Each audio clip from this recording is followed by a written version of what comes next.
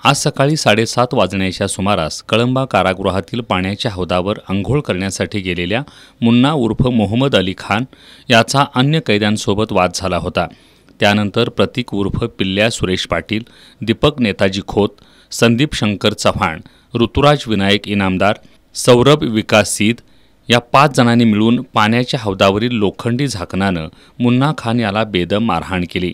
या मारहाणीत मुन्ना खानच्या डोक्याला जबर मार लागल्यानं त्याचा जागीच मृत्यू झाला।